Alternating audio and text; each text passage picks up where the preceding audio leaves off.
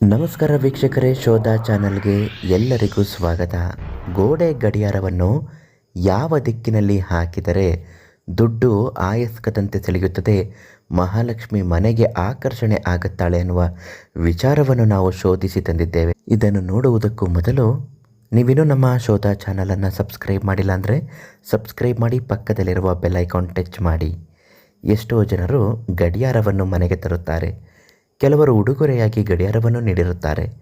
ಇದನ್ನು ಎಲ್ಲಿ ಹಾಕಬೇಕು, ಹೇಗೆ ಹಾಕಿದರೆ ಒಳ್ಳೆಯದಾಗುತ್ತೆ, ಸಮಯ ನೋಡಲು ನಮಗೆ ಸಾಕಾಗುತ್ತಾ ಅನ್ನುವ ಯೋಚನೆ ಇರುತ್ತದೆ ಹೊರತು, ವಾಸ್ತು ಪ್ರಕಾರ ಗಡಿಯಾರಕ್ಕೂ ಕೂಡ ನಿರ್ದಿಷ್ಟ ಜಾಗದಲ್ಲೇ ಹಾಕಬೇಕು ಅನ್ನುವುದು ಉಲ್ಲೇಖವಾಗಿದೆ.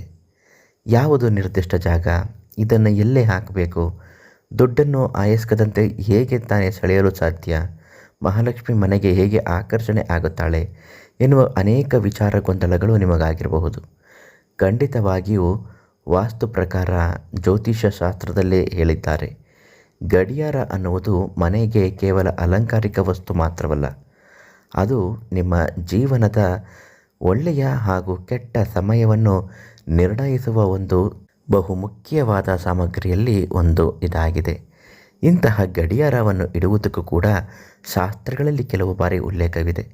ಸಾಮಾನ್ಯವಾಗಿ ಹಿಂದೂ ಸಂಪ್ರದಾಯದಲ್ಲಿ ಹುಟ್ಟಿರುವವರು ಎಲ್ಲರೂ ಕೂಡ ಪೂರ್ವ ದಿಕ್ಕಿಗೆ ಬಾಗಿಲು ಇರಬೇಕು ಎಂದು ಹೇಳುತ್ತಾರೆ. ಅದರ ನೇರವಾಗಿಯೇ ಗಡಿಯಾರವೂ ಕೂಡ ಇರಬೇಕು. ಇದು ಸೂರ್ಯನ ಪ್ರಕಾಶಮಾನ ಕಿರಣ ಬಾಗಿಲಿನ ಒಳಗೆ ಹೇಗೆ ಬರುತ್ತದೋ ಅದೇ ರೀತಿ ಸೂರ್ಯನ ಪ್ರಕಾಶಮಾನ ಕಿರಣಗಳು ಗೋಡೆ ಗಡಿಯಾರ ಮೇಲೂ ಕೂಡ ಬೀಳಬೇಕು. ಅಲ್ಲಿ ಬಂದಂತಹ ಸೂರ್ಯನ ಕಿರಣಗಳು ರಿಫ್ಲೆಕ್ಟ್ ಆಗಬೇಕು, ನಿಮ್ಮ ಮನೆ ಒಳಗಡೆ ರಿಫ್ಲೆಕ್ಟ್ ಆಗಬೇಕು. ಸೂರ್ಯನಿಂದ ಬರುವಂತಹ ಒಳ್ಳೆಯ ಶಕ್ತಿ ಮನೆಯಲ್ಲಿ ಪಸರಿಸುವಂತಾಗುತ್ತೆ. ಸಕಾರಾತ್ಮಕ ಶಕ್ತಿ ಮನೆಯಲ್ಲಿ ಉಳಿಯುತ್ತೆ.